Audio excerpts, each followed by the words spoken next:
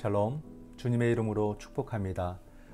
오늘도 주님과 함께 동행하시는 복된 하루가 되시기를 바라고 또 믿음으로 모든 사람들을 섬길 수 있는 그런 은총의 하루가 될 수 있기를 소망합니다.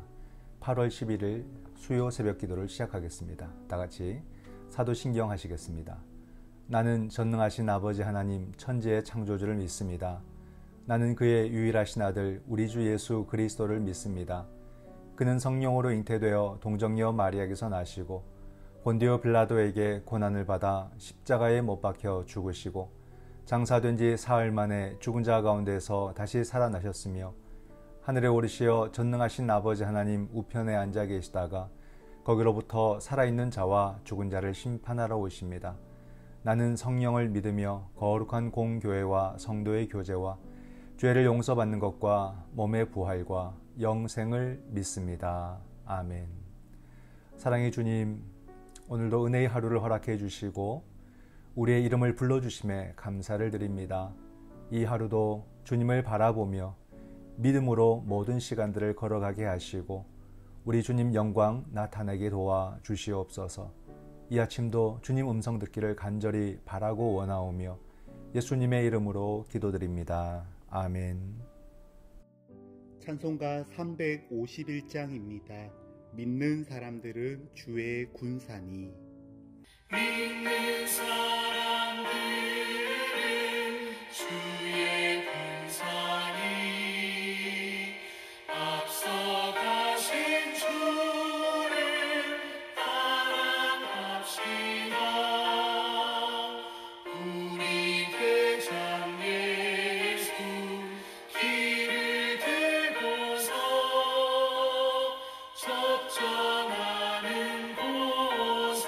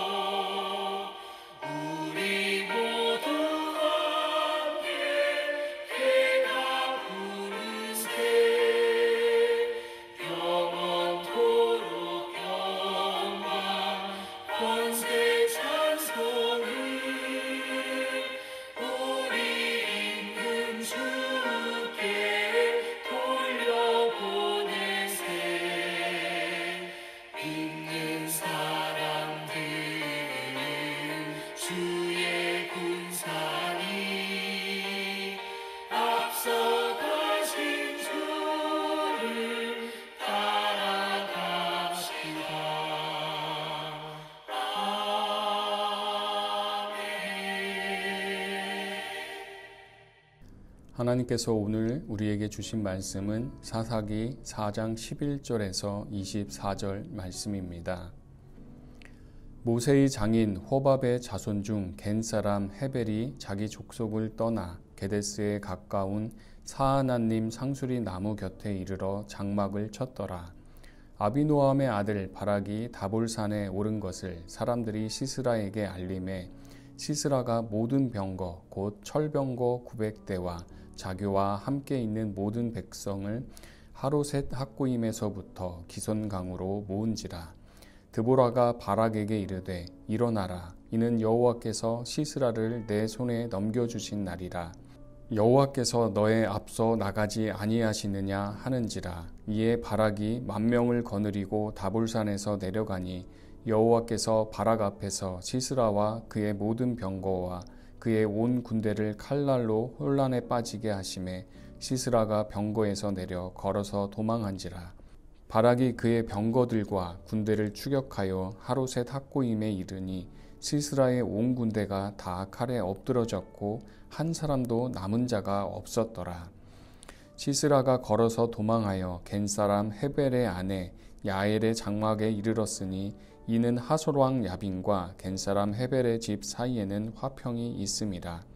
야엘이 나가 시스라를 영접하여 그에게 말하되 나의 주여 들어오소서. 내게로 들어오시고 두려워하지 마소서 하매 그가 그 장막에 들어가니 야엘이 이불로 그를 덮으니라. 시스라가 그에게 말하되 청하노니 내게 물을 조금 마시게 하라. 내가 목이 마르다 하매 우유 부대를 열어 그에게 마시게 하고 그를 덮으니 그가 또 이르되 장막문에 섰다가 만일 사람이 와서 내게 묻기를 여기 어떤 사람이 있느냐 하거든 너는 없다 하라 하고 그가 깊이 잠드니 헤벨의 아내 야일이 장막 말뚝을 가지고 손에 방망이를 들고 그에게로 가만히 가서 말뚝을 그의 관자놀이에 박음에 말뚝이 꿰뚫고 땅에 박히니 그가 기절하여 죽으니라. 바락이 시스라를 추격할 때에 야엘이 나가서 그를 맞아 그에게 이르되 오라 내가 찾는 그 사람을 내가 내게 보이리라 하매 바락이 그에게 들어가 보니 시스라가 엎드러져 죽었고 말뚝이 그의 관자놀이에 박혔더라. 이와 같이 이날에 하나님이 가나안 왕 야빈을 이스라엘 자손 앞에 굴복하게 하신지라. 이스라엘 자손의 손이 가나안 왕 야빈을 점점 더 눌러서 마침내 가나안 왕 야빈을 진멸하였더라. 아멘. 네, 오늘의 말씀을 묵상합니다. 오늘의 말씀은 바락이 가나안 왕 야빈의 군대 장관 시스라와 전쟁하는 장면이 나옵니다. 그런 가운데 헤벨의 아내 야엘이 등장을 하고 야엘이 시스라를 죽이는 이야기로 전개가 되죠. 바락이 시스라를 죽이는 것이 아니라 여인 야엘이 시스라를 죽이는 이야기입니다. 이 본문은 어떤 의미와 교훈이 있는지 함께 살펴봅니다. 본문 해설을 보면 사사기의 구원 역사는 연출자이신 하나님이 이루어 가시는 한편의 드라마입니다. 드보라를 통해서 바락에게 구원 계획을 알려주신 하나님이 이제 구체적으로 실행에 옮기십니다. 야빈의 군대 장관 시스라는 철병거 900대와 모든 군대를 이끌고 기손강으로 옵니다. 이것을 본 드보라는 바락에게 하나님의 임재를 선포하며 전투 개시를 명합니다. 이렇게 이야기했습니다. 여호와께서 너의 앞서 나가지 아니하시느냐. 드보라의 말은 바락이 치르게 될 전투가 하나님이 앞서 싸우시는 거룩한 전쟁이 될 것임을 의미합니다. 하나님은 시스라의 군대를 치시고 시스라 외에 살아남은 병사가 없게 하셨습니다. 드보라를 통해서 선포하신 약속을 하나님이 친히 이루신 것입니다. 하나님이 이스라엘을 위해 싸우시는 장면이 어떻게 묘사되었습니까? 최근에 내가 경험한 하나님의 기적적인 도우심은 무엇입니까? 네, 본문 해설 속에 사사기의 구원 역사는 연출자이신 하나님이 이루어 가신 한편의 드라마이다. 그죠? 이게 보면 당연히 이루어지는 그런 장면들이 아니라 우리가 생각하지 못했던 일들로서 전개되고 있고 승리한다는 것을 하나님이 연출하셨다. 이렇게 표현하고 있습니다. 14절에 하나님의 약속이 나옵니다. 여호와께서 너의 앞서 나가지 아니하시느냐. 즉 내가 앞서 나가겠다라는 하나님의 그 말씀을 드보라를 통해서 해주시는 거죠. 하나님은 드보라를 통해서 이 약속을 주시고 하나님이 그 약속을 이루셨다라고 본문 해설은 말하고 있습니다. 아비노함의 아들 바락이 등장하는데, 이 바락은 드보라의 지시대로 군대를 모으고 전쟁을 준비했습니다. 드보라도 훌륭하고 바락도 훌륭하죠. 사사시대에 이렇게 믿음을 지킨다는 것은 정말 어려운 일입니다. 근데 이 모든 일 속에서 우리는 하나님이 준비하신 승리를 경험하게 됩니다. 모든 승리의 과정 하나하나까지 하나님이 친히 준비하시는 모습을 보여주고 있습니다. 하나님의 명령을 받은 바락은 시스라가 이끌고 온 병거 900대를 맞아서 싸움에 임하게 되죠. 드보라는 또 그 바락에게 용기를 줍니다. 하나님이 앞서 나가서 싸우신다. 이 말씀대로 15절에 보게 되면요, 여호와께서 바락 앞에서 시스라와 그 모든 병거와 군대를 칼날로 혼란에 빠지게 하셨다. 그리고 시스라가 병거에서 내려가지고 걸어서 도망하게 했다라고 전하고 있습니다. 이처럼 하나님을 대적하는 세상의 힘은 오히려 그 힘이 크면 클수록 수치가 됨을 알 수 있습니다. 수치스럽게 만들어버리는 거예요. 시스라의 군대는 어마어마했거든요. 900대, 그죠? 병거가 900대, 그리고 많은 군사들. 그 어마어마한 숫자가 자랑과 힘처럼 보였지만 아무런 힘도 쓰지 못하고 무너지는 순간에는 어떻게 되냐면 900이라는 숫자가 오히려 부끄러운 수치가 된다는 겁니다. 숫자나 작았으면 전쟁에 져도 변명이라도 하지만 넘치는 숫자로도 이기지 못하니까 도리어 수치가 되었다라는 거겠죠. 이를 볼 때 우리는 세상에서는 중요하게 두는 가치가 뭐냐면 숫자 아닙니까? 많은 숫자, 많은 양, 많은 부피, 많은 크기. 또 우리도 눈으로 그걸 보면 압도되어 가지고 그 앞에서 주눅드는 우리들의 모습을 보게 되죠.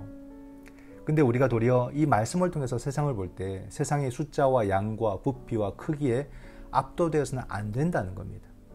보이는 것에 마음을 빼앗기고 주눅들고 부러워하고 또 그것에 흔들리는 사람은 결국 자기 스스로를 원망하게 되고 자기 삶을 한탄하며 살아가게 되는 거예요. 이건 절대 믿음의 태도가 아닙니다.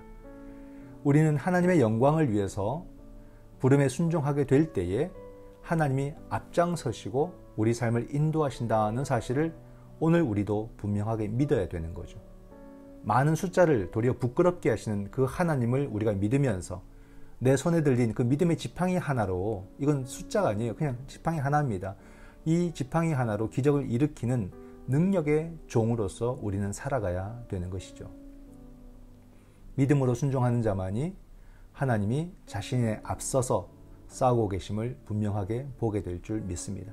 오늘도 나의 앞에 먼저 앞장서시며 내 삶을 진두지휘하시고 먼저 싸우고 계시는 그 하나님을 바라보는 믿음의 눈을 가지시기를 주님의 이름으로 축원드립니다. 두 번째 본문 해설입니다. 하나님은 지극히 연약한 자를 통해 그분의 영광을 드러내십니다. 홀로 살아남은 시스라는 겐 사람 헤벨의 아내가 머물던 장막으로 빛이 납니다. 겐 족속은 모세의 처남 호밥의 후손으로 가나안 땅에서 유다 남부와 갈릴리 지역에 거주하고 있었습니다. 성경의 본문에는 모세의 처남이 아니라 모세의 장인 호밥이라고 설명되어 있습니다. 겐 족속은 조상들의 신앙과 전통을 지키기 위해서 목축에 종사하며 장막에서 살았습니다.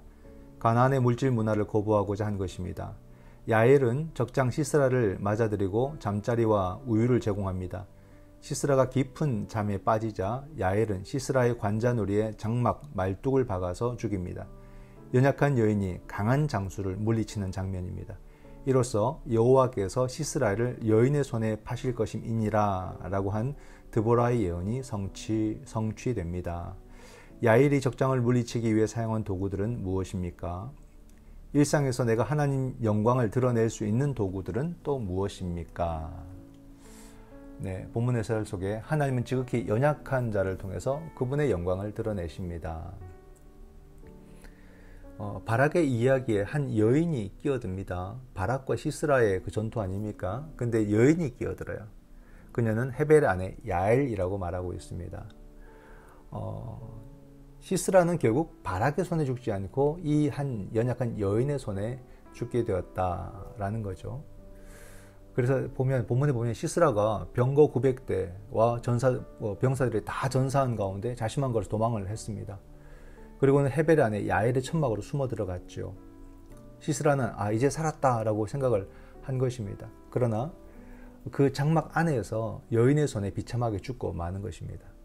야엘의 집은 비록 하솔왕 야빈과 친분이 있습니다. 가나안 땅 속에서. 그러나 야엘의 행동을 보게 되면은 이스라엘의 편에서 일을 하고 있는 여인의 모습 또는 그 가정의 모습임을 우리가 짐작을 할 수가 있습니다. 이 전쟁은 결국 여인에 의해서 이스라엘의 승리로 끝났다는 하나님의 연출을 그대로 보여주고 있습니다. 왕이 없던 사사기 시절에 하나님은 이 모든 것을 통해서 하나님의 진정한 왕되심을 그 백성들에게 친히 보여주고 계시지요. 이 전쟁은 드보라와 바락의 활약이 아니라 하나님의 승리가 중심 주제라는 것을 우리는 알 수가 있습니다. 결국 인생의 모든 싸움은 하나님의 손에 달려 있다는 것이지요. 그러므로 우리는 900대의 철병거를 준비하는 그런 삶의 자세가 필요한 것이 아니라 하나님과의 언약을 지킴으로 하나님과의 관계를 세워 나가는 것이 더 소중하다는 사실을 알아야 됩니다. 우리의 승패는 오직 하나님이 주시는 언약을 지키느냐 지키지 못하느냐에 달려 있다는 거예요. 오늘 하루도 우리가 말씀을 기억하시고 말씀을 붙드시고 말씀에 준행하시는 성도가 되시기를 바랍니다. 그 삶의 승리는 하나님이 보장하십니다. 여러분의 이 하루가 하나님이 앞서 싸우시는 멋있는 시간이 되기를 바라고 승전보를 안고 집으로 돌아오시기를 소망합니다. 두려움 없는 도전과 함께 승리를 거두시기를 주님의 이름으로 축원드립니다. 거룩하신 하나님, 은혜에 감사드립니다. 오늘 이 하루도 거대한 세상의 힘 앞에서 크고 많음에 내 마음이 흔들리지 않고 거룩하신 하나님을 바라보며 골리앗을 향해 걸어가는 다윗의 믿음을 나에게 허락하여 주시옵소서. 그러므로 하나님의 약속을 이루어가며 하나님의 승리를 맛보며 누리게 하여 주시옵소서. 예수님의 이름으로 간절히 기도드립니다. 아멘. 지금은 우리 주 예수 그리스도의 은총과 아버지 하나님의 놀라우신 사랑과 성령 하나님의 위로 교통 하나 되게 하심이 앞서 싸우신 하나님을 바라보고 믿으며 보이는 것에 마음 흔들리지 않고 오직 믿음으로 정진하기를 원하는, 그러므로 주님이 예비하신 아름다운 승리를 얻으며 누리기를 원하는 여기 사랑하는 주의 모든 자녀들과 저들의 가정 위에 지금부터 영원토록 함께 하시기를 간절히 축원하옵나이다. 아멘. 네, 이 시간 우리가 함께 드릴 기도의 제목은 먼저 말씀을 생각하면서 기도하기를 원합니다. 우리가 이 말씀을 더 깊이 묵상함으로 믿음의 삶이 무언가를 자꾸 배워갈 수 있기를 원합니다. 말씀대로 살아서 정말로 삶을 승리한다는 게 뭔가, 이걸 더 깊이 묵상하고 배울 수 있도록 나를 도와주옵소서. 코로나의 확산이 너무 빨라서 또 너무 커져서 우리 사회가 더 큰 두려움에 빠졌고 점점 지쳐가고 있습니다. 주여 이 사회를 도우시고 권능의 손을 펼쳐서 안전과 건강과 회복과 또 질서의 회복을 허락하여 주시옵소서. 또 미얀마를 위해서도 기도하기를 원합니다. 미얀마의 평화와 민주화를 우리가 우리의 문제로 인해서 잊지 않게 하시고 계속해서 기도하게 하시고, 그러므로 주님의 구원의 역사를 우리 모두가 함께 경험할 수 있도록 도와주옵소서. 그리고 이 세계의 기상이변이 너무나도 심합니다. 창조의 주님께서 역사하시고 회복시켜 주옵소서. 빙하는 녹아가고 있고 또 많은 불들이 일어나서 온 세계가 병들어 있습니다. 주여 이 세계와 이 자연을 주님께서 회복시켜 주시고 우리도 이 환경을 보호하고 지켜나가며 믿음으로 동참하게 하여 주시옵소서. 힘들고 아파하는 교우들이 있습니다. 주여 저들의 이름 하나하나를 기억해 주시고 우리 주님께서 구원의 손길을 베풀어 주셔서 저들을 고치시고 회복시켜 주시고 강건케 하여 주시옵소서. 우리의 가정을 주님께서 믿음 가운데 붙잡아 주시고 병든 가정들 주여 고쳐 주옵시고 눈물 흘린 가정들 주님께서 눈물 닦아 주시고 굶주린 가정들 우리 주님께서 저들의 모든 삶 속에 풍성한 은총을 채워 주시옵소서. 이 시간 다 같이 함께 기도하시겠습니다.